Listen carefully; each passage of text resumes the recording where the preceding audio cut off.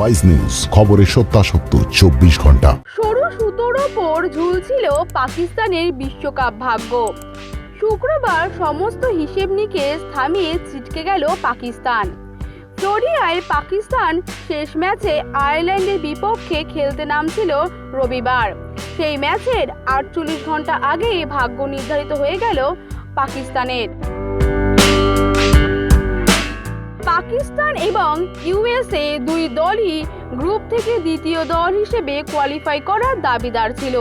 ভারত একদিন আগেই শীর্ষস্থান নিশ্চিত করে পৌঁছে গিয়েছে। বৃষ্টিতে ইউএস বনাম আয়ারল্যান্ডের ম্যাচ ধুয়ে যাওয়ার সঙ্গে সঙ্গেই দাড়ি পড়ে যায় পাকিস্তানের স্বপ্নে। বৃষ্টি বিঘ্নিত ম্যাচ থেকে 1 পয়েন্ট অর্জন করার পর ইউএসএ 5 পয়েন্ট নিয়ে দ্বিতীয় দল হিসেবে শেষ 8-এ পৌঁছে গেছে। রাত 11টায় যখন সরকারিভাবে জানিয়ে দেওয়া হয় ম্যাচ পরিত্যক্ত, তখনই পাকিস্তানের ভাগ্য নির্ধারিত হয়ে যায়।